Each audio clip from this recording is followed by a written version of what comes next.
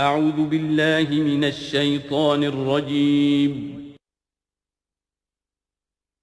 بسم اللہ الرحمن الرحیم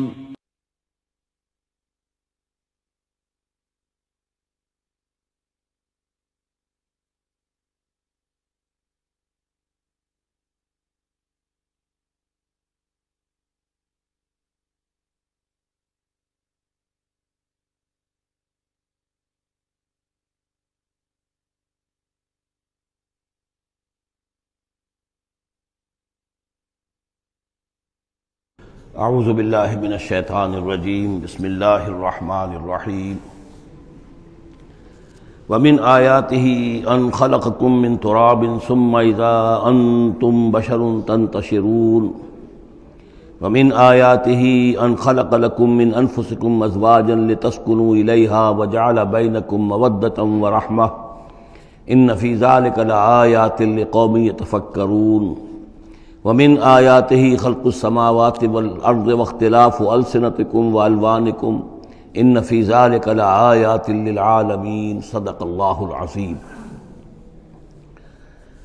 سورہ نحل میں ہم نے دیکھا تھا کہ پہلے اللہ تعالیٰ کی خاص خلاقی کی علامات، اس کے خاص جو بھی اس نے تخلیق فرمایا ہے مختلف اعتبارات سے ان کی نشانیوں کا تذکرہ کر کے ان فی ذلک لآیہ، یہ ہم نے سورہ شعراء میں بھی دیکھا، لیکن وہ تاریخی اعتبار سے تھی نشانیاں، اور جو ہیں آفاقی انفسی آیات الہیہ ان کے حوالے سے سورۃ النحل میں یہاں مضمون وہی ہے، لیکن شروع میں کیا جا رہا ان من آیات ہی، بعد میں تذکرہ ہو رہا ہے اللہ تعالیٰ کی اس خلاقی یا خاص اس کی جو بھی رحمت کے مظاہر ہیں ان کا، اور اس کی آیات میں سے ہے کہ اس نے تمہیں پیدا کیا مٹی سے اور پھر تم انسان بن گئے ہو کہ جو زمین میں پھیلے ہوئے ہو۔ ومن آیات ہی، اس کی آیات ہی میں سے یہ ہے ان خلق لکم من انفسکم ازواجا، کہ تمہارے لیے تمہاری نوع ہی میں سے تمہاری بیویاں بنائیں، جوڑے بنائے، لتسکنوا الیہا، تاکہ تم ان کی طرف سکون پکڑو، وجعل بینکم مودۃ ورحمۃ، اور یہ کہ تمہارے مابین ایک دوسرے کے لیے محبت اور رحمت پیدا کر دی۔ ان فی ذلک لآیات لقوم یتفکرون، یقیناً اس میں آیات ہیں ان لوگوں کے لیے جو غور و فکر کریں۔ ومن آیاتہ خلق السماوات والارض، اور اس کی آیات میں سے ہے آسمان اور زمین کی تخلیق، واختلاف السنتکم والوانکم، اور تمہاری زبانوں اور تمہاری رنگوں کا فرق، کتنی بولیاں ہیں، کتنی زبانیں دنیا میں ہیں جو لوگ بولتے ہیں، کتنے مختلف رنگ ہیں لوگوں کے، بہت سے زرد روح ہیں، کوئی سرخ روح ہیں، کوئی سیاہ فام ہیں، مختلف لوگوں کو اللہ نے پیدا کیا ہے۔ تو یہ جو تخلیق میں تنوع ہے یہ بھی اللہ تعالیٰ کی خلاقی کی ایک بڑی علامت ہے۔ ان فی ذلک لآیات للعالمین، یقیناً اس میں ان لوگوں کے لیے کہ جو علم رکھتے ہوں نشانیاں ہیں، آیات ہیں۔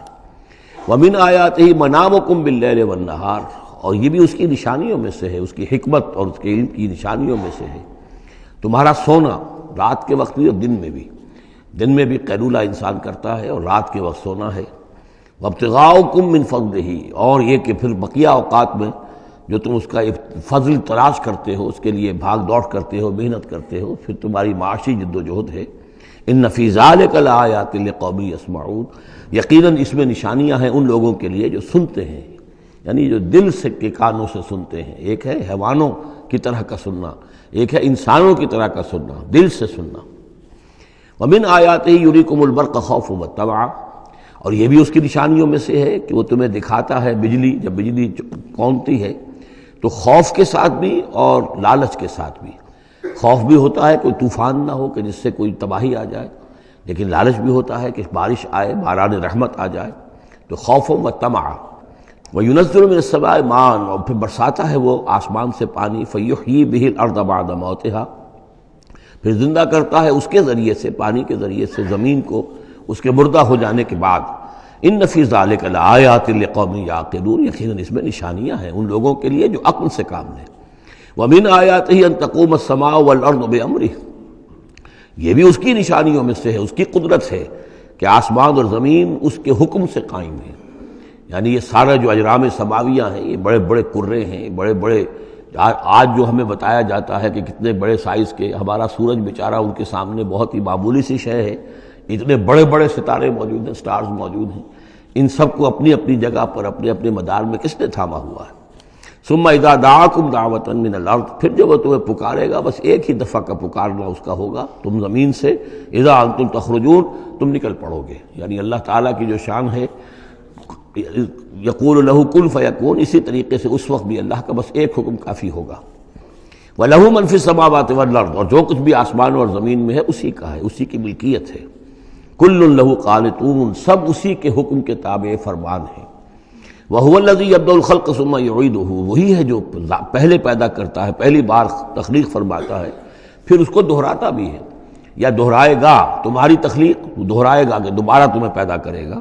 وَهُوَ أَهْوَنُ عَلَيْهِ، اور وہ اس پہ زیادہ آسان ہے، زیادہ ہلکا ہے۔ یہ بات پہلے بھی عرض کر چکا ہوں کہ قرآن یہ دلیل لاتا ہے کہ کسی بھی کام کو پہلی مرتبہ کرنا مشکل ہوتا ہے، دوسری مرتبہ کرنا آسان ہے۔ ایک مرتبہ کیا ہے، اس کی جو مشکلات ہیں اس کو اس نے حل کیا ہے، دیکھا ہے، یہ ہمارا تجربہ ہے۔ پہلی مرتبہ کوئی کام کرنا مشکل ہوتا ہے، دوسری مرتبہ وہی کام کرنا نسبتاً آسان ہے۔ لیکن تمہاری سوچ الٹی ہے،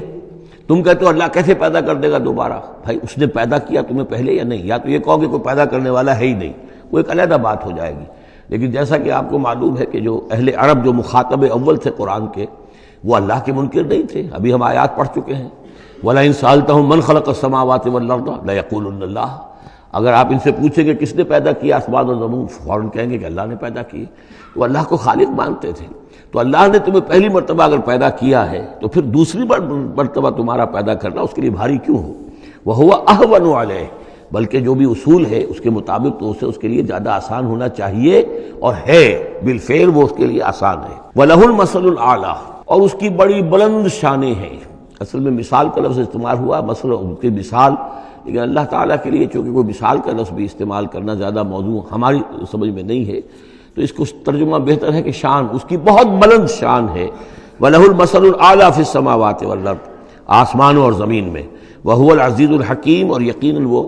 زبردست ہے، کمال حکمت والا۔ ضرب لکم مثلا من انفسکم، وہ تمہارے لیے تمہارے ہی جیوں میں سے، تمہاری اپنی سوچ جو ہے اس کے حوالے سے ایک مثال بیان کرتا ہے۔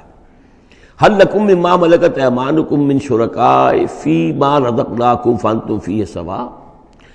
کیا تمہارے لیے جو تمہارے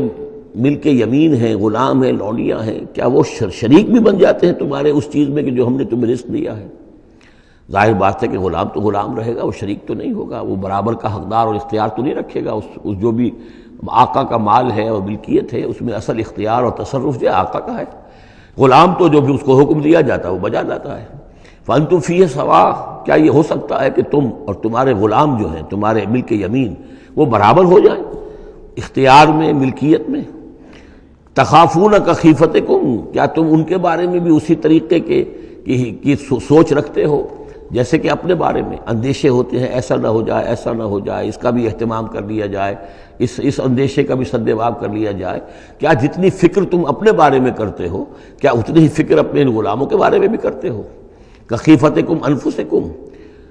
کیا نگہداشت جو ہے جتنی اپنی کرتے ہو ان کی بھی کرتے ہو؟ کذالک نفصل الآیات لقوم یعقلون، اسی طرح ہم اپنی آیات کو واضح کر رہے ہیں، تفصیل بیان کر رہے ہیں ان لوگوں کے لیے جو عقل سے کام لیں۔ یعنی یہ کہ باقی جتنے بھی ہیں جن کو تم نے چھوٹے معبود مانا ہے، تم خود مانتے ہو چھوٹے معبود ہیں، اللہ بڑا معبود ہے، خالق حقیقی صرف وہ ہے، تو یہ کیسے برابر ہو جائیں گے؟ اور کیسے تم نے یہ سمجھ لیا ہے کہ ان کی سفارش جو ہے وہ بائنڈنگ ہو جائے گی اللہ پر، اور یہ تمہیں اللہ کی پکڑ سے بچا لیں گے؟ یہ تم نے جو تصور کیا ہے خود اپنے اوپر قیاس کرو، تو کیا تمہارے غلام جو ہے وہ تمہارے برابر ہو جاتے ہیں؟ تو جو کہ یہ جتنی بھی تم نے گھڑ لی ہیں معبود اپنے، یہ بھی سب مخلوق ہیں، چاہے وہ من گھڑت ہیں تمہارے جن کی کوئی حقیقت ہے ہی نہیں، اور چاہے یہ کہ وہ ملائکہ ہوں یا انبیاء ہوں یا اولیاء اللہ، وہ سب مخلوق ہیں۔ تو اللہ کے لیے تو سب غلام ہیں، تو اللہ کے برابر کیسے ہو جائیں گے؟ بل اتبع الذین ظلموا اہواءہم، حقیقت یہ ہے کہ ان ظالموں نے اپنی خواہشات کی پیروی کی ہے، بغیر علم، بغیر کسی علم کے، بغیر کسی سند کے۔ فمن یہدی من اضل اللہ، تو کون ہے جو ہدایت دے گا اس کو کہ جس کو اللہ نے بھٹکا دیا؟ یعنی اللہ تعالیٰ ان کے ضلالت کا فیصلہ کر چکا ہے کہ ان کی مہر تصدیق اللہ کی طرف سے ثبت ہو چکی ہے۔ وما لهم من ناصرین، اور اب ان کے لیے کوئی مددگار نہیں ہے۔ فاقم وجہک للدین حنیفا، یہ آیات بہت اہم ہیں جو آ رہی ہیں آگے، اور دین کا جو اصل روح ہے اور اس کی یعنی جو جڑ اور بنیاد ہے، فَأَقِمْ وَجْهَكَ لِلدِّينِ حَنِيفًا، تو قائم رکھو، سیدھا رکھو اپنے چہرے کو اللہ کے دین کی طرف، حنیفا، یکسو ہو کر۔ یہ توحیدی شان ہو کہ میری اطاعت، ان صلاتی و نسکی و محیایا و مماتی للہ رب العالمین، جیسے حضرت ابراہیم نے فرمایا تھا انی وجہت وجہی للذی فطر السماوات والارض حنیفا وما انا من المشرکین۔ اب ہر چہار طرف سے اپنی توجہات کو کاٹ کر ذات باری تعالیٰ پر مرکوز کرو۔ فَأَقِمْ وَجْهَكَ لِلدِّينِ حَنِيفًا فِطْرَةَ اللَّهِ الَّتِي فَطَرَ النَّاسَ عَلَيْهَا، یہی وہ فطرت اللہ ہے جس پر کہ اللہ نے انسانوں کو پیدا کیا ہے۔ انسانوں کی تخلیق اسی پر ہوئی ہے۔ ہر بچہ جو ہے نسل انسانی کا وہ فطرت سلیمہ لے کر آتا ہے، بعد میں اس میں جو گڑبڑ ہوتی ہے اس کے ماحول کی وجہ سے، اس کے والدین جو بھی اس کو سکھا پڑھا دیتے ہیں، جیسا کہ حدیث ہے کل مولود یولد علی الفطرہ، ہر بچہ جو پیدا ہوتا ہے وہ فطرت پر پیدا ہوتا ہے، وہ فطرت اسلام ہے، وہ فطرت اللہ کے دین کی ہے، وہ فطرت اللہ ہے۔ فَأَبَوَاهُ يُهَوِّدَانِهِ أَوْ يُمَجِّسَانِهِ أَوْ يُنَصِّرَانِهِ، یہ تو پھر اس کے ماں باپ ہیں جو اسے یہودی یا نصرانی یا مجوسی بنا دیتے ہیں۔ تو یہاں فرمایا فطرت اللہ التي فطر الناس علیہا، لا تبدیل لخلق اللہ، اللہ کی خلق میں، اللہ کی تخلیق میں کوئی تبدیلی نہیں ہو سکتی۔ ذالک الدین القیم، بس یہی دین ہے قائم رہنے والا سیدھا دین۔ ولکن اکثر الناس لا یعلمون، لیکن اکثر لوگ علم نہیں رکھتے۔ منیبین الیہ، تو فاقم وجہک للدین حنیفا، اسی کے ساتھ کنٹینویشن سمجھیے، منیبین الیہ، اور چونکہ پہلے واحد کے صیغے میں تھا تو حضور سے خطاب تھا، لیکن جیسا کہ میں نے آپ کو بتایا ہے کہ حضور سے خطاب بھی ہوتا ہے ان مکی صورتوں میں، تو گویا کہ امت سے ہو رہا ہے، تو یہاں وہ جمع کا صیغہ ہو گیا کہ اپنے چہرے اللہ کے دین کی طرف یکسو ہو کر سیدھے کر لو، منیبین الیہ، اسی کی طرف رجوع کرتے ہوئے، واتقوہ، اور اس سے ڈرو، وَأَقِیمُوا الصَّلَاةَ وَلَا تَکُونُوا مِنَ الْمُشْرِکِینَ، اور نماز قائم کرو، اور دیکھو مشرکین میں سے نہ ہونا، مِنَ الَّذِینَ فَرَّقُوا دِینَہُم، جنہوں نے اپنے دین کو پھاڑ ڈالا۔ فرق جو ہے کاٹ دینا، توڑ دینا، کل فرق کا طود العظیم، فرقنا بکم البحر، یاد کرو جب کہ ہم نے تمہارے ساتھ سمندر کو پھاڑ دیا تھا، وَإِذْ فَرَقْنَا بِكُمُ الْبَحْرَ فَأَنْجَيْنَاكُمْ وَأَغْرَقْنَا آلَ فِرْعَوْنَ وَأَنْتُمْ تَنظُرُونَ۔ فرق کیا ہے؟ پھاڑ دینا۔ دین کو پھاڑ دینا، توڑ دینے کے معنی کیا ہیں؟ اطاعت ایک حصے میں اللہ کی، ایک حصے میں کسی اور کی، وہ زندگی پھٹ گئی، اب یہ زندگی منتشر ہو گئی، اطاعت آپ کی منتشر ہو گئی۔ اطاعت صرف اللہ کی ہو، فَدْعُوهُ مُخْلِصِينَ لَهُ الدِّينَ، پکارو اس کو لیکن اسی کے لیے اپنے دین کو خالص کرتے ہوئے، ساری اطاعت اسی کی، یا اس کی اطاعت کے تابع کسی کی اطاعت ہو سکتی ہے، مثلا والد کی اطاعت ہے، والدین کی اطاعت ہے، اساتذہ کی اطاعت ہے،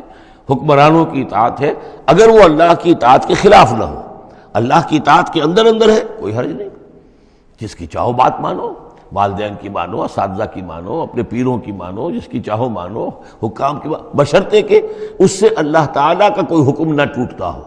لا طاعۃ لمخلوق فی معصیۃ الخالق، مخلوق میں سے کسی کی اطاعت نہیں کی جائے گی جس سے خالق کی نافرمانی لازم آتی ہو، بس یہ قانون ہے۔ تو من الذین فرقوا دینہم، کہ جنہوں نے اپنے دین کے ٹکڑے ٹکڑے کر دیے، وکانوا شیعا، اور وہ خود ان کو ایک ایک ٹکڑا لے کر علیحدہ ہو گئے، کل حزب بما لدیہم فرحون، اور ان میں سے ہر جماعت جو ہے جو کچھ ان کے پاس ہے اسی پر وہ اترا رہی ہے، اسی کے اوپر مگن ہے، کسی نے کچھ لے لیا ہے دین کا حصہ، کسی نے کوئی دین کا حصہ لے لیا ہے۔ وَإِذَا مَسَّ النَّاسَ ضُرٌّ دَعَوْا رَبَّهُمْ مُنِيبِينَ إِلَيْهِ، اور جب انسانوں کو کوئی تکلیف پہنچتی ہے، سختی پہنچتی ہے، تو وہ پکارتے ہیں اللہ کو، اپنے رب کو، اسی کی جانب رجوع کرتے ہوئے۔ ثم اذا اذاقهم منه رحمة، پھر جب اللہ تعالیٰ انہیں اپنی رحمت کا مزہ چکھاتا ہے، اذا فریق منهم بربهم یشرکون، تو ان کی ایک جماعت اور ان کا ایک گروہ جو ہے اپنے رب کے ساتھ شرک کرنے لگتا ہے۔ لیکفروا بما آتیناکم، تاکہ کفر کریں ان چیزوں کے ساتھ جو ہم نے انہیں دی ہیں، یعنی ہماری دی ہوئی شے ہے، رزق ہماری ہے، لیکن اس کو وہ کفر کے لیے استعمال کر رہے ہیں۔ فتمتعوا، اچھا ٹھیک ہے، جو بھی تمہیں فائدہ اٹھانا اٹھا لو، چند دن کی زندگی ہے، بالآخر تو تمہیں ہمارے پاس آنا ہے، یہ تمہارا طرز عمل جو ہے وہ اسی مہلت کے اندر اندر جو تم چاہو کرو، فسوف تعلمون، پھر یہ کہ عنقریب تمہیں معلوم ہو جائے گا کہ اصل حقیقت کیا ہے۔ کلا سوف تعلمون ثم کلا سوف تعلمون، ایک وقت آئے گا جب کہ اصل حقائق جو ہے وہ منکشف ہو جائیں گے۔ ام انزلنا علیہم سلطانا فہو یتکلم بما کانوا بہ یشرکون، کیا ہم نے ان کے اوپر کوئی ایسی سند اتاری ہے جو ان سے جو ان سے یہ کہہ رہی ہو اور ان چیزوں کی تصدیق کر رہی ہو کہ جن کے یہ شرک کر جس کو شریک کر رہے ہیں، یعنی کوئی آسمانی کتاب آئی ہو جس نے انہیں یہ بتایا ہو۔ اب یہاں دیکھیں لفظ یتکلم آیا، جو بات کرتی ہو ان سے، یہی لفظ ہے جو کہ علامہ اقبال نے قرآن کے لیے استعمال کیا ہے، مثل حق پنہا ہم پیداستو زندہ و پائندہ و گویاستو۔ یہ قرآن جو ہے خود کلام کرتا ہے، آپ اس سے گفتگو تو کیجئے، یہ آپ سے کلام کرے گا، آپ سے بات کرے گا۔ تو پوچھا گیا یہ کہ ام انزلنا علیہم سلطان فہو یتکلم بما کانوا بہ یشرکون، تو کیا ہم نے ان کے اوپر کچھ سند اتاری ہے جو ان سے گفتگو کرتی ہو، جس نے انہیں یہ بتایا ہو کہ یہ شرک کرو، یہ بھی اللہ کے ساتھ شریک ہے، اور یہ بھی اللہ کے ساتھ شریک ہے، اور یہ بھی اللہ کے ساتھ شریک ہے۔ وَإِذَا أَذَقْنَا النَّاسَ رَحْمَةً فَرِحُوا بِهَا، اور جب ہم لوگوں کو اپنی رحمت کا مزہ چکھاتے ہیں تو پھر وہ بڑے اتراتے ہیں،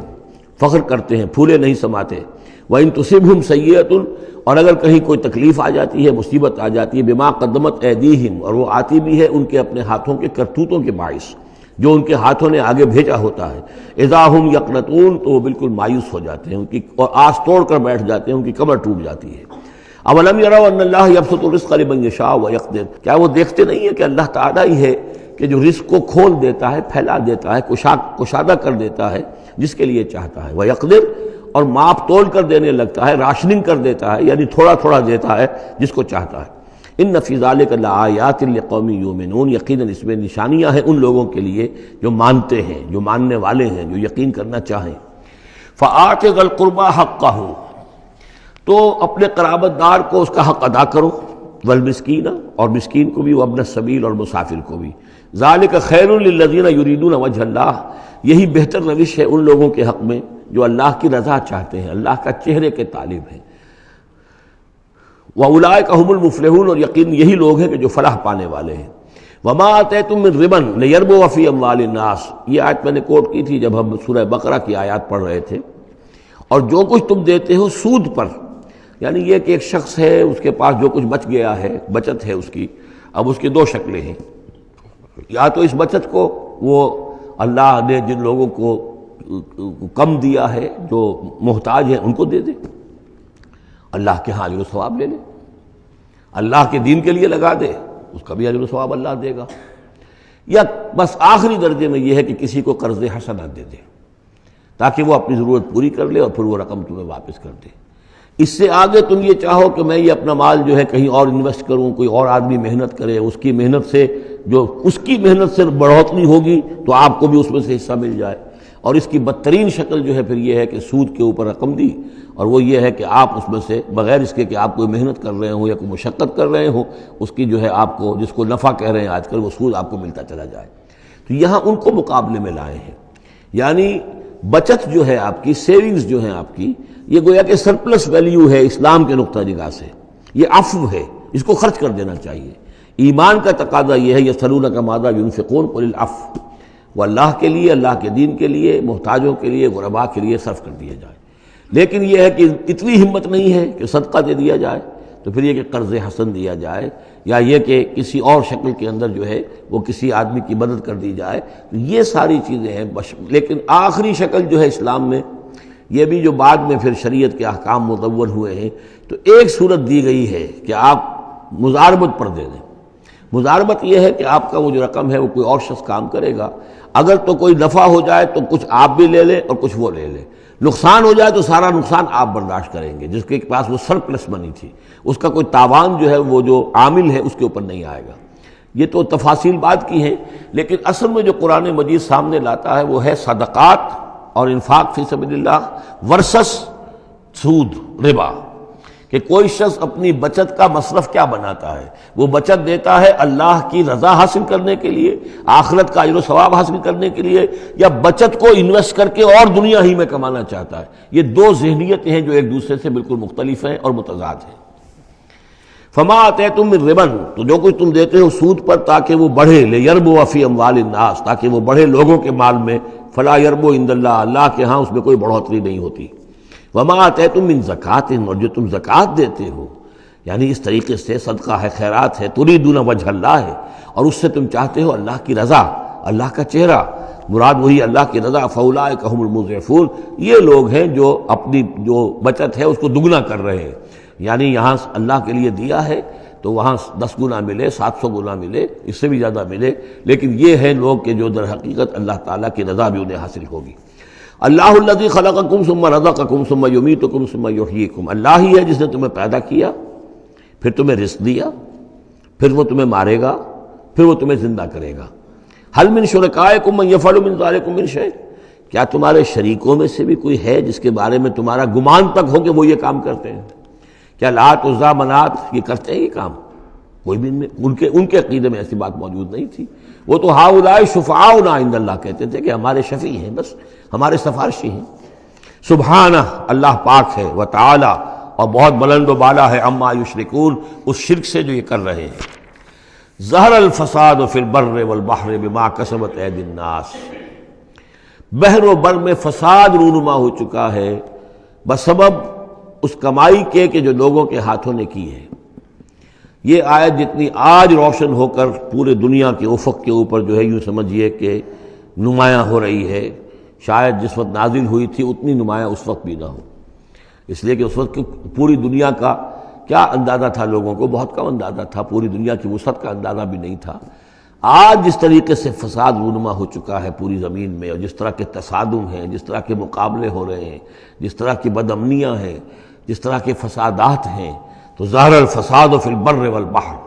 بر و بحر میں فساد رونما ہو چکا ہے بما کسبت ایدی الناس، لوگوں کی اپنے ہاتھوں کی کمائیوں کے باعث، لیذیقہم بعض الذی عملوا، اور یہ اس لیے ہے کہ اللہ تعالیٰ انہیں ان کے بعض اعمال کا مزہ چکھائے، یعنی بعض الذی عملوا، اگر سارے اعمال کا اللہ تعالیٰ یہیں پر اگر سزا دینی شروع کر دے تو کوئی آدمی بچے ہی نہ، ما بقا علی ظہرہ دابہ، تو کوئی بھی ایک بھی انسان نہ رہے زمین کے اوپر، لیکن کچھ اللہ تعالیٰ جو ہے وہ عذاب دیتا ہے، لعلہم یرجعون، تاکہ یہ لوٹیں پھریں، سوچیں، غور کریں، توبہ کریں، رجوع کریں۔ یہ جو کچھ ہو رہا ہے اس وقت وہ اس لیے ہے کہ انسان ہوش میں آئے، یہ آج ہمارے ساتھ کیوں ہو رہا ہے، کس وجہ سے ہو رہا ہے، خاص طور پہ مسلمان سوچیں کیوں ہم ذلیل و خوار ہیں آج، کیوں ذلیل کہ کل تک نہ تھی پسند گستاخی فرشتہ ہماری جناب میں، کیا وجہ ہے؟ اے اللہ، ہم سے تو وعدہ تیرا تھا، انتم الاعلون ان کنتم صادقین، ان کنتم مؤمنین، تم ہی بلند سر بلند ہوگے اگر تم مومن ہوئے، ہمارا یہ حال کیوں ہے؟ اگر ہم یہ سوچیں گے تو نتیجے پر پہنچیں گے کہ اس لیے کہ ایمان نہیں ہے ہمارے پاس، یا دوسرا وجہ یہ ہے کہ ہم نے دین کے حصے بکھرے کر دیے ہیں۔ افتؤمنون ببعض الکتاب وتکفرون ببعض فما جزاء من يفعل ذلك منكم الا خزي في الحیاۃ الدنیا ویوم القیامۃ يردون الى اشد العذاب۔ تو جب آپ سوال کریں گے قرآن سے تو قرآن آپ کو جواب دے گا، لیکن ان چیزوں پر بھی غور کریں، سوچیں، تو جب تک اللہ تعالیٰ کی طرف سے کوئی مہلت ملی ہوئی ہے، کوئی بڑا عذاب آنے سے پہلے، یہ آیت نوٹ کر لیجیے، 41 نمبر آیت ہے، اس لیے کہ 60 آیتیں ہیں سورہ روم کی۔ اس سورہ مبارکہ کی مناسبت مضامین کے اعتبار سے ہے، اس کے بعد سورہ لقمان ہے، پھر سورہ سجدہ ہے۔ سورہ سجدہ کی جو آیتیں ہیں وہ 30 ہیں، اور 21ویں آیت اس کی جو ہے اس کے لگ بھگ ہے، جب ہم پڑھیں گے تو ان کے اندر مناسبت محسوس ہوگی۔ ان 4 صورتوں میں ایک عجیب بات ہے کہ یہ پہلی صورت سورہ عنکبوت، اس کے مضامین کی مناسبت جوڑا اس کا جو وہ 30ویں صورت ہے سورہ لقمان، اور دوسری صورت یہ سورہ روم،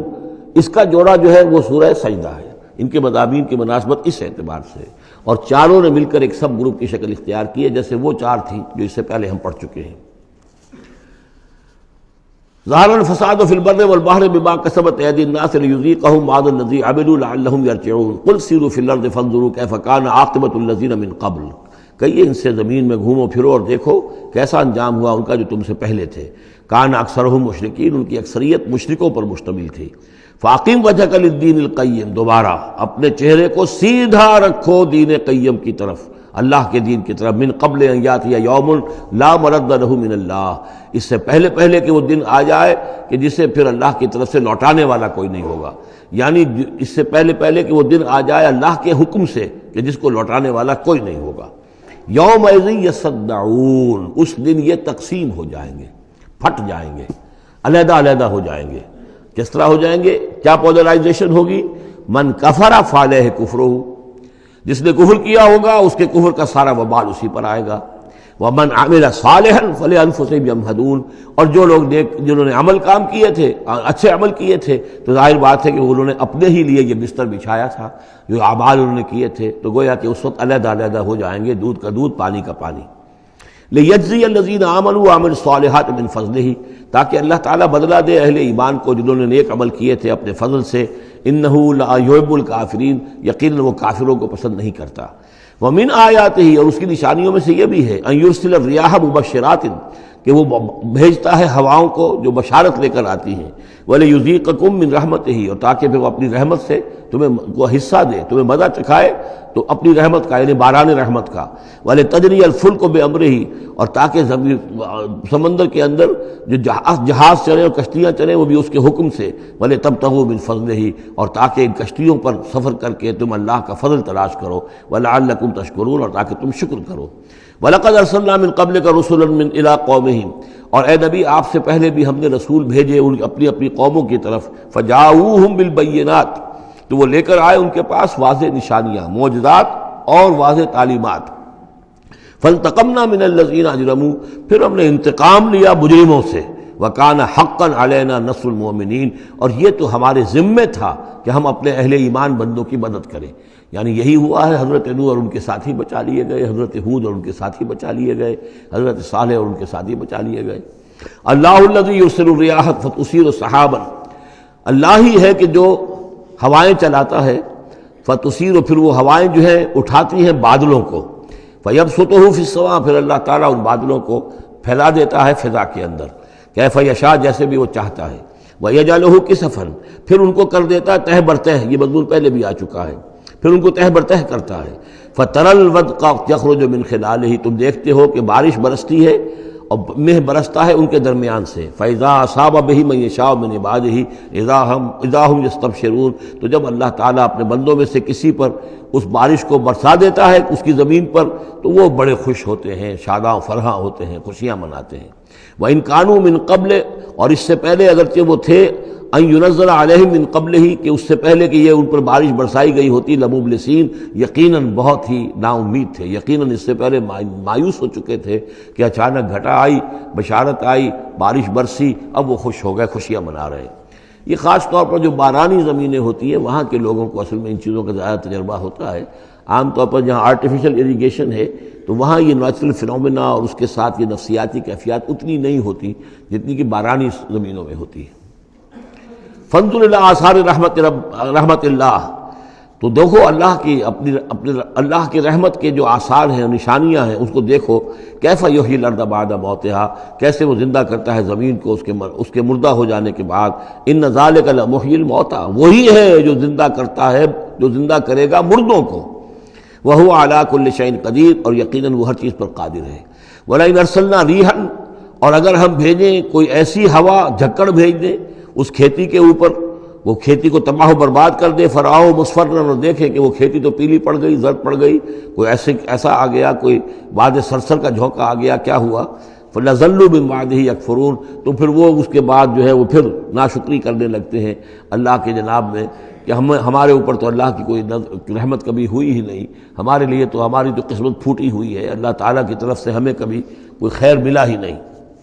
فَإِنَّكَ لَا تُسْمِعُ الْمَوْتَىٰ، تو اے نبی آپ نہیں سنا سکتے مردوں کو، وَلَا تُسْمِعُ الصُّمَّ الدُّعَاءَ اذا ولوا مدبرین، نہ ہی آپ ایسے بہرے لوگوں کو سنا سکتے ہیں اپنی پکار اور اپنی دعوت کہ جو پیٹھ موڑ کر بھی چلے گئے ہوں۔ یعنی بہرا جو ہے اگر آپ کے آمنے سامنے رو در رو ہے تو کم سے کم اشاروں کے نائوں میں کوئی بات اسے سمجھائی جائے، لیکن یہ لوگ جو ہیں یہ تو ایسے بہرے ہیں کہ جو ساتھ ہی پیٹھ موڑ کر چل بھی دیے ہیں، لہذا اب کوئی شکل نہیں ہے کہ آپ اپنی دعوت اور جو بھی ابلاغ و تبلیغ ہے اس کا ان کے اوپر کوئی اثر پیدا کر سکیں۔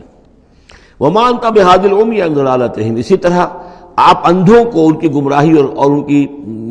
ضلالت سے، بھٹکنے سے آپ بچا نہیں سکتے، ہدایت نہیں دے سکتے۔ ان تسمع الا من یؤمن، آپ نہیں سنا سکتے مگر انہی کو جو مانتے ہیں، بے آیاتنا، ہماری آیات کو، فہم مسلمون، بس وہ ہماری فرما برداری اختیار کرتے ہیں۔ اللہ الذی خلقکم من ضعف، وہ اللہ ہی ہے جس نے تمہیں بنایا کمزوری سے، یعنی جب تم پیدا ہوتے ہو تو بہت کمزور ہوتے ہو، ثم جعل من بعد ضعف قوۃ، پھر تمہاری اس کمزوری کے بعد اللہ تعالیٰ تمہیں قوت عطا فرماتا ہے، جوانی آتی ہے، آدمی کڑیل جوان بنتا ہے، پھر اس کے ثم جعل من بعد قوت ضعفا، پھر قوت کے بعد پھر ضعف آ جاتا ہے، پھر یہ ادھیڑ عمر ہوئی اور قوا کے اندر جو ہے اضمحلال پیدا ہونا شروع ہوا، پھر بڑھاپا آ گیا، وشیبہ، اور پھر یہ کہ سفید بال ہو جاتے ہیں۔ یخلق ما یشاء، اللہ تعالیٰ پیدا کرتا ہے، تخلیق فرماتا ہے جو چاہتا ہے، وہو العلیم القدیر، اور یقیناً وہ سب کچھ جاننے والا اور ہر شے پر قدرت رکھنے والا ہے۔ وَيَوْمَ تَقُومُ السَّاعَةُ يُقْسِمُ الْمُجْرِمُونَ، اور جس دن قیامت قائم ہوگی قسمیں کھائیں گے یہ مجرم، ما لبثوا غیر ساعۃ، نہیں رہے وہ سوائے ایک گھنٹے کے، ایک گھڑی کے، بس ایک گھڑی رہے دنیا میں اور یا اس عالم برزخ میں، اس سے زیادہ نہیں۔ کذالک کانوا یؤفکون، جس طرح اس وقت ان کے جو ہے ہوش ٹھکانے نہیں ہوں گے، اسی طرح وہ دنیا میں بھی اچک لیے جاتے تھے، یعنی حقیقت کو نہیں سمجھتے تھے، حقیقت کو نہ تسلیم کرتے تھے نہ مانتے تھے۔ وقال الذین اوتوا العلم، اور کہیں گے وہ لوگ کہ جن کو کہ علم حاصل تھا، جو صاحب شعور تھے، والایمان، اور جن کو ایمان حاصل تھا، لقد لبثتم فی کتاب اللہ الی یوم البعث، اے بدبختو تم رہے ہو اللہ کے حساب اور اللہ کی کتاب کے مطابق یوم بعث تک۔ یہ سارا تم ایک گھنٹہ جسے کہہ رہے ہو یہ عالم برزخ تھا، بڑا طویل برزخ کا عالم تھا۔ اب ظاہر بات ہے جو انسان آج سے 5000 پہلے مر چکا ہے، 5000 برس تو اس کے برزخ میں پہلے ہی گزر چکے ہیں، ابھی یہ کہ اور کتنا وقت آنا ہے، تو وہ کہیں گے اہل ایمان یہ تو اصل میں عالم برزخ کا وقفہ تھا۔ فہذا یوم البعث، اور اب جو تمہاری آنکھ کھلی ہے تو یہ ہے یوم بعث، یہ یوم قیامت ہے، یہ اٹھنے کا دن ہے۔ وَلَٰكِنَّكُمْ كُنتُمْ لَا تَعْلَمُونَ، لیکن یہ کہ تم علم نہیں رکھتے تھے، تم نے ان چیزوں کو نظر انداز کر دیا تھا، ان کے بارے میں غور کرنا ہی پسند نہیں کیا تھا۔ فَيَوْمَئِذٍ لَا يَنفَعُ الَّذِينَ ظَلَمُوا مَعْذِرَتُهُمْ، تو آج پھر جن لوگوں نے ظلم کیا، زیادتی کی، گناہ کی زندگی بسر کی، اب ان کو کوئی فائدہ نہیں پہنچائے گی ان کا معذرت کرنا، عذر تراشنا، بہانے بنانا اور معافیاں مانگنا کام نہیں آئے گا۔ وَلَا هُمْ يُسْتَعْتَبُونَ، نہ ہی انہیں یہ موقع دیا جائے گا کہ وہ توبہ کریں، اب وہ وقت گزر چکا۔ دنیا میں موقع تھا جب تک موت نہیں آئی تھی، معلم یغرغر، جب تک کہ موت کے آثار شروع نہیں ہوئے ان کے لیے توبہ کا موقع تھا، لیکن اب انہیں یہاں پر توبہ کا موقع نہیں دیا جائے گا، ان کی توبہ جو ہے اب قبول نہیں ہوگی۔ وَلَقَدْ ضَرَبْنَا لِلنَّاسِ فِي هَذَا الْقُرْآنِ مِنْ كُلِّ مَثَلٍ، ہم نے تو لوگوں کے لیے اس قرآن میں ہر طرح کی مثالیں بیان کر دیں، ہر انداز میں سمجھا دیا۔ ایک پھول کا مضمون ہو تو 100 رنگ سے باندھیں، ہم نے یہ ہر طریقے سے بات جو ہے واضح کر دی ہے۔ وَلَئِنْ جِئْتَهُمْ بِآيَةٍ، اور جب آپ ان کے پاس اگر آپ لے آئے ان کے پاس کوئی نشانی، لَيَقُولَنَّ الَّذِينَ كَفَرُوا إِنْ أَنْتُمْ إِلَّا مُبْطِلُونَ، تو یہی کہیں گے یہ لوگ کافر کہ نہیں ہو مگر تم جھوٹ گھڑ رہے ہو، یہ جھوٹی باتیں ہیں، من گھڑت باتیں ہیں جو تم کر رہے ہو، یا یہ کہ تم نے کوئی جادو کر دیا ہے۔ كَذَلِكَ يَطْبَعُ اللَّهُ عَلَىٰ قُلُوبِ الَّذِينَ لَا يَعْلَمُونَ، اسی طرح اللہ مہر کر دیا کرتا ہے ان لوگوں کے دلوں پر جو علم نہیں رکھتے۔ فَاصْبِرْ، بس اے نبی صلی اللہ علیہ وسلم آپ صبر کیجئے۔ إِنَّ وَعْدَ اللَّهِ حَقٌّ،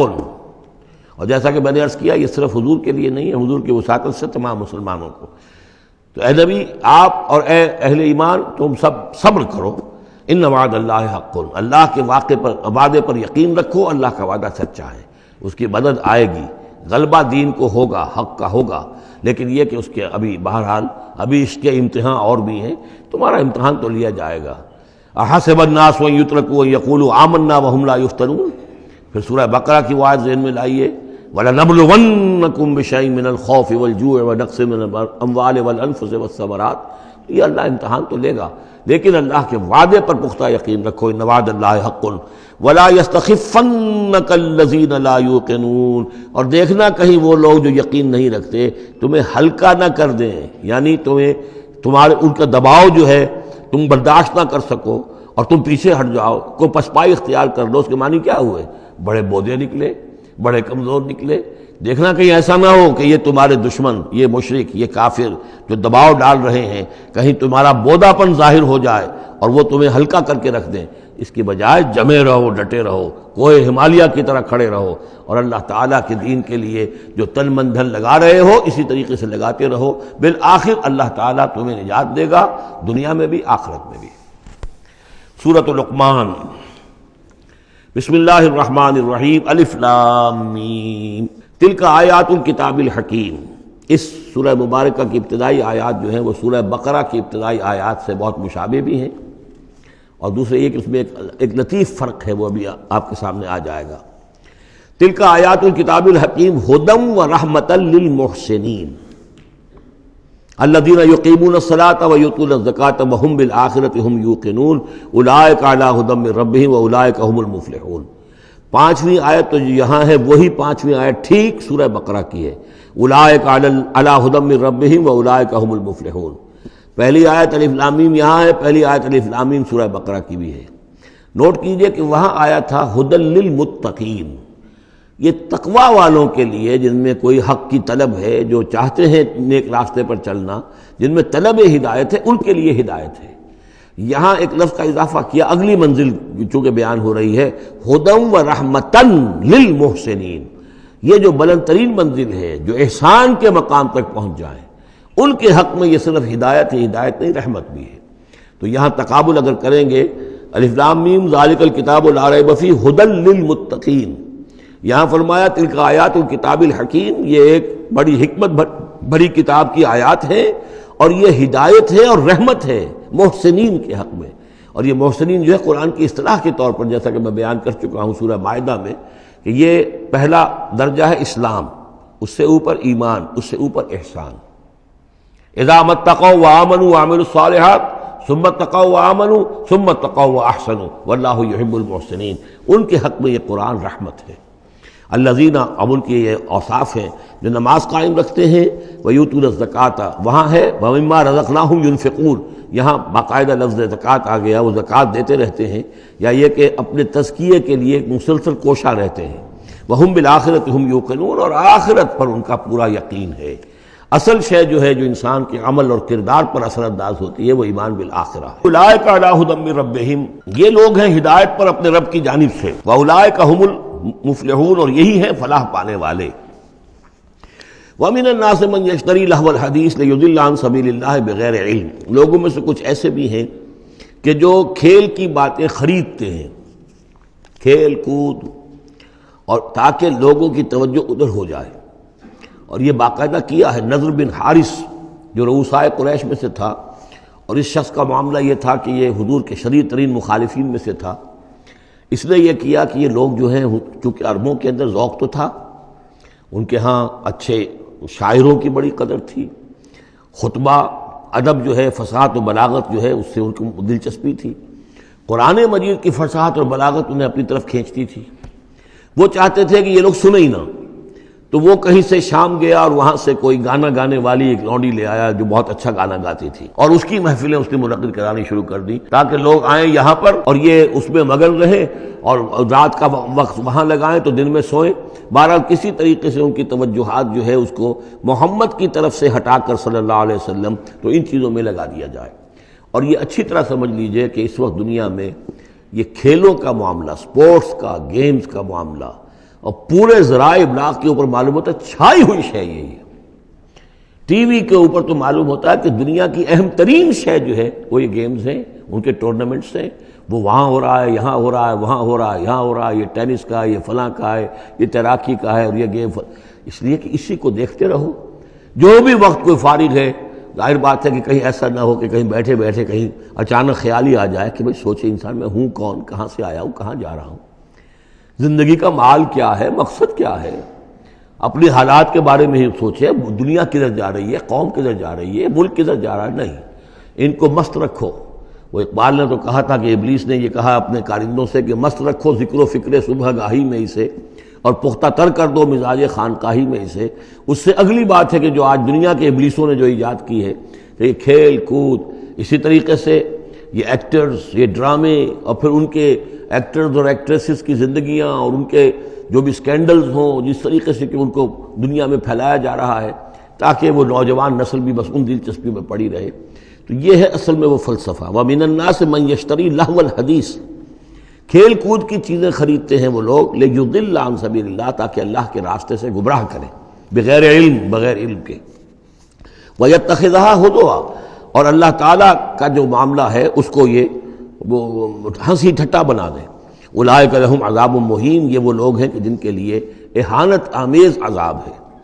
وَإِذَا تُتْلَىٰ عَلَيْهِ آیاتنا وَلَّىٰ مُسْتَكْبِرًا، اور جب اسے سنائی جاتی ہیں ہماری آیات تو وہ واللہ اپنی قبر پیٹھ موڑ کر چل دیتا ہے مستقبرا استکبار کرتے ہوئے کأن لم یسمعھا جیسے کہ اس نے سنی ہی نہیں، کأن فی اذنیہ وقرا گویا کہ اس کے کانوں میں کوئی ثقل ہے، بوجھ ہے، اس نے سنا ہی نہیں کیا محمد نے سنایا ہے۔ فبشرہ بعذاب علیم، یہ سارا جو ہے یہ اس نضر بن حارث کے لیے یہ آیات نازل ہوئی ہیں۔ تو اے نبی اس شخص کو دردناک عذاب کا آپ کی بشارت دے دیجیے۔ ان الذین آمنوا وعملوا الصالحات لہم جنات النعیم، یقیناً وہ لوگ جو ایمان لائے اور جنہوں نے نیک عمل کیے ان کے لیے نعمتوں بھرے باغات ہیں، خالدین فیہا، جس میں وہ ہمیشہ ہمیشہ رہیں گے۔ وعد اللہ حقا، یہ اللہ کا وعدہ ہے جو سچا ہے، پختہ ہے، اٹل ہے، حتمی ہے، یقینی ہے۔ وہو العزیز الحکیم، اور وہ زبردست ہے، حکمت والا۔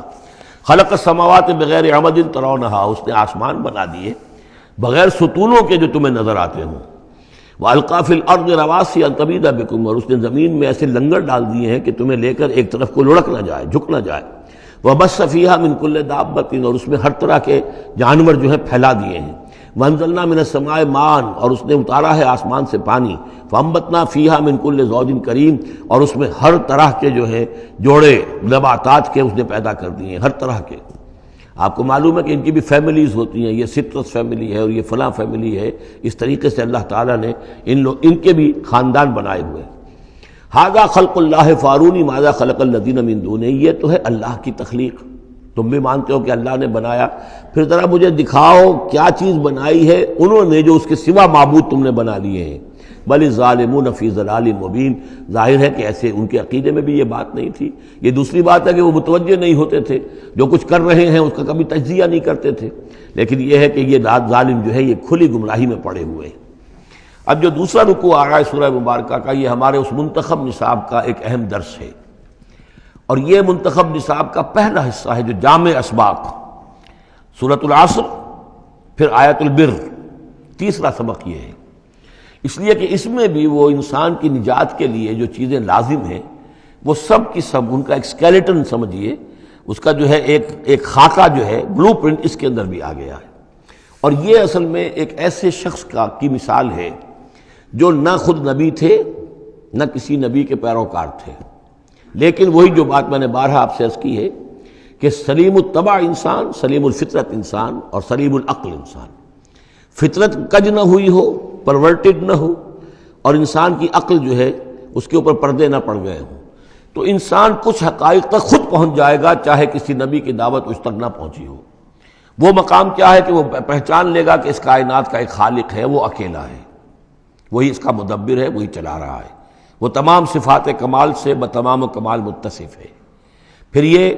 کہ اس نے جو ہمیں پیدا کیا ہے تو زندگی صرف یہ زندگی نہیں ہے بلکہ کوئی اور زندگی بھی ہوگی، اس کے پاس لوٹنا بھی ہوگا، ہم اس کی طرف جائیں گے اور پھر ہمیں اپنے اعمال کا محاسبہ وہاں پر فیس کرنا ہوگا اور جزا و سزا ہوگی۔ یہاں تک انسان پہنچ سکتا ہے،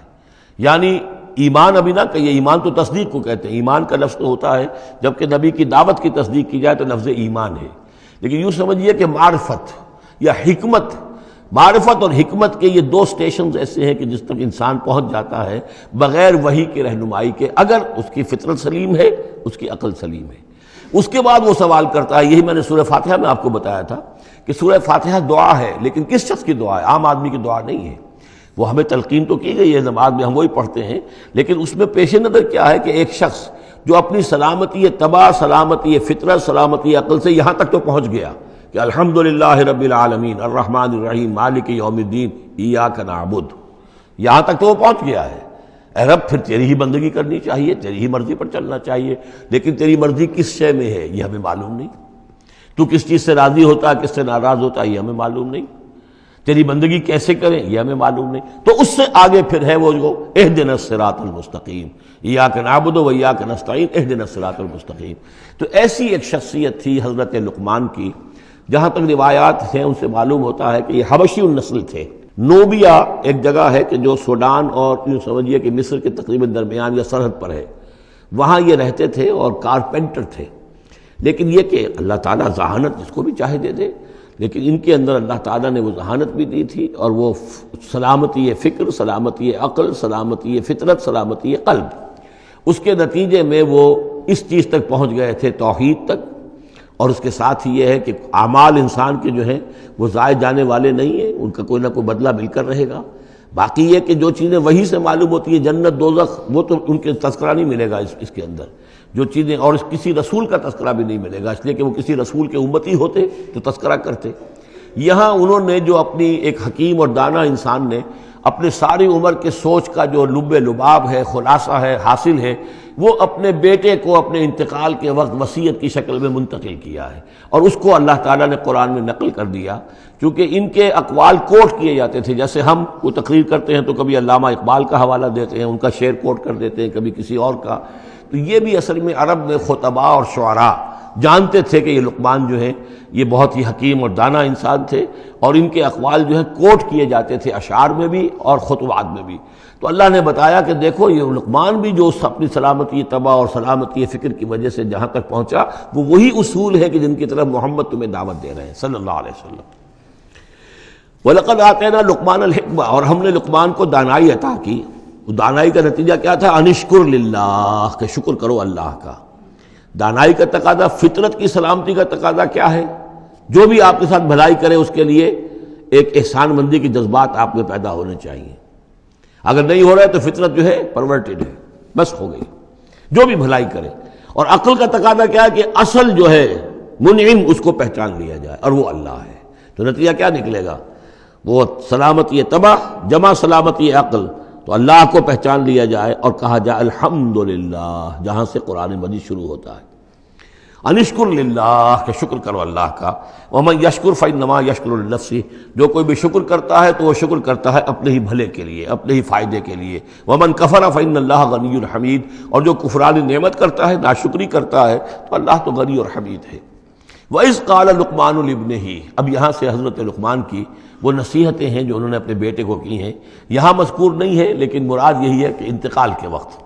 جیسے کہ کوئی شخص دولت مند ہے تو وہ اپنے انتقال کے وقت اپنے بیٹوں کو، یا اگر بیٹا ایک ہی ہے تو اسے بتائے گا کس سے لینا ہے، کس کو دینا ہے، کیا حساب کتاب ہے، کہاں کہاں میرے ایسٹس ہیں۔ کوئی دفینہ ہے تو بھی بتائے گا کہ میرا وہاں فلاں جگہ پر دولت دفن ہے۔ ایک حکیم انسان کے پاس اصل شے اس کی ساری عمر کے غور و فکر کا جو حاصل ہے کہ میں نے جو کچھ سوچا ہے، میں نے جو کچھ بھی حاصل کیا ہے اپنی فطرت سلیمہ اور عقل سلیم کی رہنمائی میں، وہ میں تمہیں منتقل کر رہا ہوں۔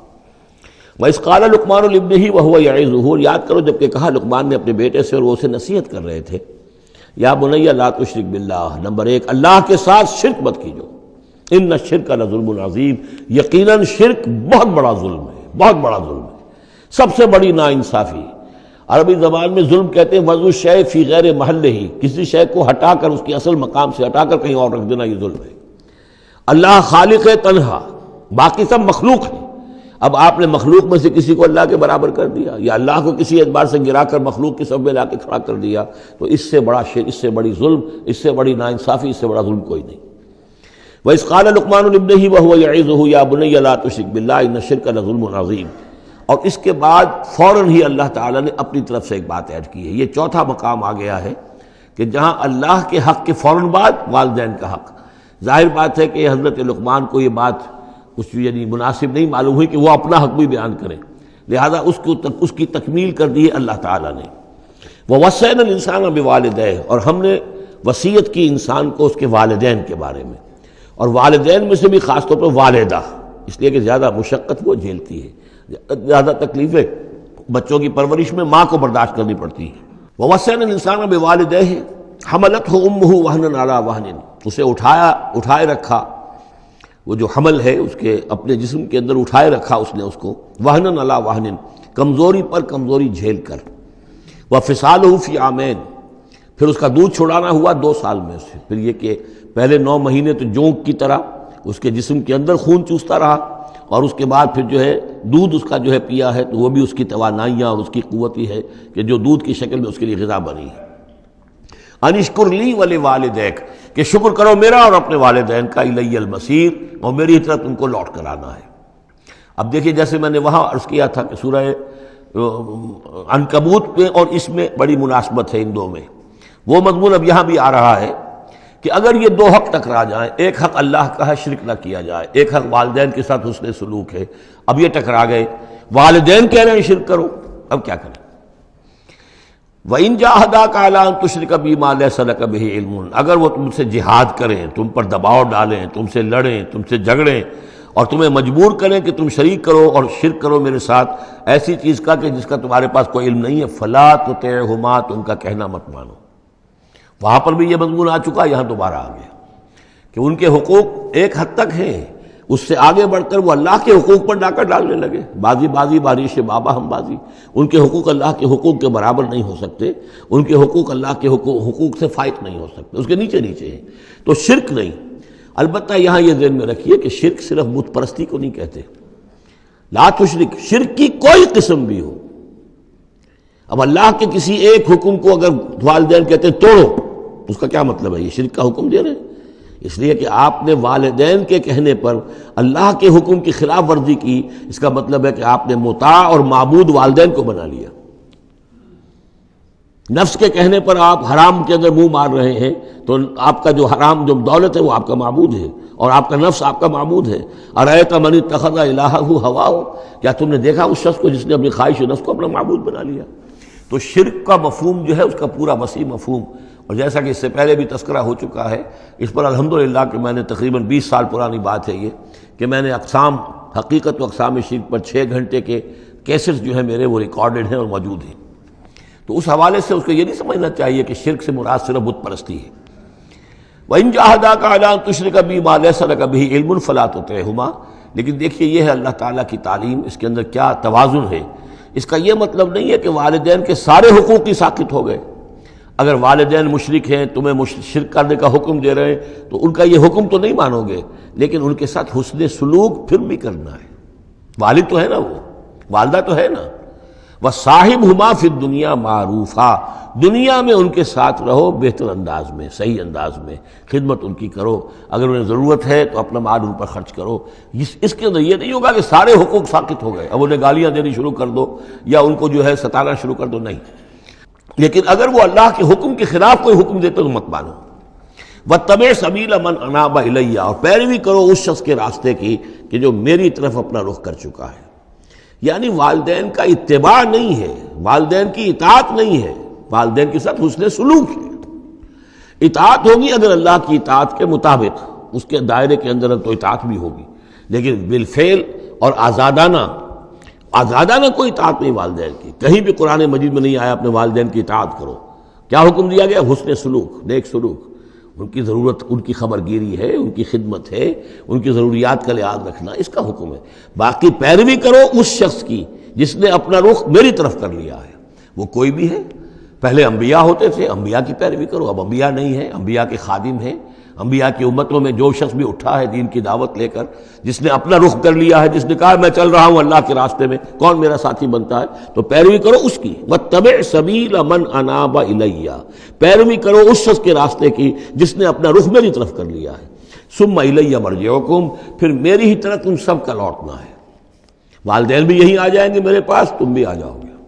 فَأُنَبِّئُكُم بِمَا كُنتُمْ تَعْمَلُونَ، پھر میں تمہیں جتلا دوں گا جو کچھ کہ تم کرتے رہے تھے۔ اب یہاں بیچ میں جو آگے اللہ کی طرف سے آگے آئی، حضرت لقمان کی نصیحت صرف ابھی ایک آئی تھی، یا بنی لا تشرک باللہ ان الشرک لظلم عظیم، اے میرے بچے شرک مت کرنا اللہ کے ساتھ، اس لیے کہ شرک جو ہے بہت بڑا ظلم ہے، بہت بڑی ناانصافی ہے۔ دوسری وصیت ان کی کیا ہے؟ یا بنی انہا ان تک مثقال حبۃ من خردل فتکن فی صخرۃ او فی السماوات او فی الارض یأت بها اللہ ان اللہ لطیف خبیر۔ اے میرے بچے عمل، خواہ وہ نیکی کا ہو خواہ بدی کا ہو، انہا، ہا کی ضمیر ہے عمل کی طرف، عمل خواہ ایک رائی کے دانے کے ہم وزن ہو۔ اب یہ سب سے چھوٹی چیز، رائی کا دانہ، فتیلہ، نقیرہ، یہ 3 چیزیں آتی ہیں قرآن مجید میں عام طور پر چھوٹی شے کے لیے، لا یظلمون فتیلہ، لا یظلمون نقیرہ، اور یہ کہ رائی کا دانہ بہت چھوٹا۔ تو چاہے وہ نیکی یا بدی ہو، رائی کے دانے کے ہم وزن، اور پھر فتکن فی صخرۃ، وہ کسی پہاڑ کی، کسی چٹان کے پیٹ میں جا کر، کسی کھو کے اندر جا کر وہ عمل کیا گیا ہو، او فی السماوات، یا آسمانوں میں کیا گیا ہو۔ اب تو آسمانوں میں ہے نا، آپ خلا میں جا کر وہ عمل کر رہے ہیں، تو پھر اب تو انسان جو ہے وہاں تک پہنچ گیا ہے۔ او فی الارض، یا زمین کے پیٹ میں گھس کر کیا گیا ہو، یأت بہ اللہ، اللہ اسے لے آئے گا۔ یعنی انسانی اعمال، انسان اشرف المخلوقات ہے، اور انسانی اعمال ایسی گھٹیا چیز نہیں ہے کہ ایسے ضائع کر دے اللہ، چاہے وہ نیکی ہے چاہے بدی۔ فمن یعمل مثقال ذرۃ خیرا یرہ ومن یعمل مثقال ذرۃ شرا یرہ، لیکن عمل ضائع نہیں ہوگا، چاہے وہ رائی کے دانے کے برابر ہو، پھر چاہے وہ کسی چٹان میں گھس کر کیا گیا ہو، کسی پہاڑ کی کھو میں کیا گیا ہو، چاہے وہ خلا اور فضا کی پہنائیوں میں کیا گیا ہو، چاہے وہ زمین کے اندر سرنگ کھود کر کیا گیا ہو، یات بہ اللہ ان اللہ لطیف خبیر، یقیناً اللہ تعالیٰ باریک بین ہے، باخبر ہے۔ اب دو چیزیں آ گئیں، اللہ کے ساتھ شرک نہیں، اور اعمال کے بارے میں دیکھ لو نیکی اور بدی کے نتائج نکل کر رہیں گے۔ اس سے آگے باعث بعد الموت کا یہاں تذکرہ نہیں ہے، اس سے بعد جنت اور دوزخ کا، اس لیے کہ یہ چیزیں معلوم ہوتی ہیں پھر نبی کے بتانے سے۔ اصولی طور پر جو چیز حکمت سے انسان جہاں تک پہنچ سکتا ہے وہ دو ہیں، ایک خالق اور اس کے ساتھ شرک نہ ہو، اور نمبر دو اس اعمال انسانی ان کا ضرور بدلہ ملے گا۔ اب اس کے بعد تیسری بات، یا بنی اقم الصلاۃ، نماز قائم رکھ، یعنی جس اللہ کو تم نے پہچان لیا ہے، اب محض ایک مرتبہ پہچان لینا کافی نہیں ہوگا، اسے یاد رکھنا ضروری ہے، ورنہ شیطان تمہیں ورغلائے گا، تمہیں ادھر ادھر سے جو ہے تمہارا نفس تمہیں غلط راستے پر ڈال دے گا، جب تک کہ یہ ایمان باللہ مستحضر نہ رہے ذہن کے اندر۔ اور ایمان باللہ کو مستحضر رکھنے کے لیے ذکر ہے جو ہم پڑھ چکے ہیں، اتل ما اوحی الیک من الکتاب واقم الصلاۃ ان الصلاۃ تنہی عن الفحشاء والمنکر۔ لہذا اب نماز کون سی تھی وہ ہم نہیں جانتے، لیکن کوئی ذریعہ ایسا ہونا چاہیے کہ تم اللہ کو یاد کیا کرو۔ یا بنی اقم الصلاۃ، اور نمبر 4 وَأَمُرْ بِالْمَعْرُوفِ وَانْهَ عَنِ الْمُنْکَرِ، اور نیکی کا حکم دو اور بدی سے روکو۔ یہ بھی تمہاری ذمہ داریوں میں سے ہے، یہ بھی انسان کی، یوں سمجھیے کہ اس کی انسانیت، اس کی شرافت، اس کی مروت کا تقاضا ہے کہ وہ اپنے جو ابنائے نو ہیں،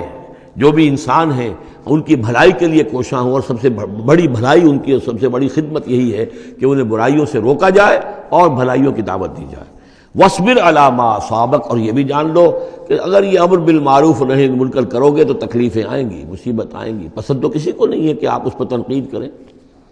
اگر آپ کسی بچے کو بھی سڑک پر کھیل رہا ہو، گلی میں کھیل رہا ہو، اگر آپ اس سے کہہ دیں کہ بیٹے یہ کوئی کرکٹ کھیلنے کی جگہ نہیں ہے، کسی کی گاڑی کا شیشہ توڑو گے تم، تو آپ دیکھ لیجئے پھر کیا آپ کا وہ اس کو کیا جواب دے گا آپ کو۔ اسی لیے آپ بولتے ہی نہیں ہیں کہ اپنی عزت لے کر وہاں سے نکل جائیں۔ تو کسی کو بھی نصیحت پسند نہیں ہے، حق کڑوا ہے، لہذا آپ اگر حق کہنا ہے اور نصیحت کرنی ہے تو پھر تیار رہو کہ وہ ممکن ہے تمہیں پلٹ کر گالی دے دے،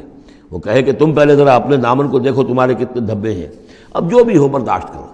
اور اگر کوئی بڑی بات ہے، اگر فرعون کے سامنے جا کر حق کہو گے تو وہ تو کہے گا کہ میں تمہیں جیل میں ڈالوں گا۔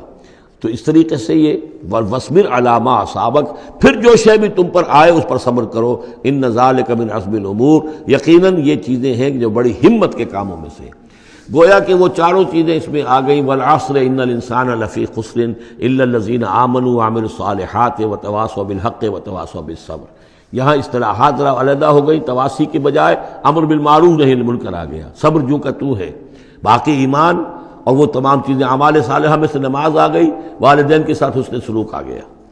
آخری دو آیتیں ہیں وَلَا تُصَعِّرْ خَدَّكَ لِلنَّاسِ، اور دیکھو اپنے گالوں کو پھلا کر مت رکھو لوگوں کے سامنے، یعنی تکبر اور غرور،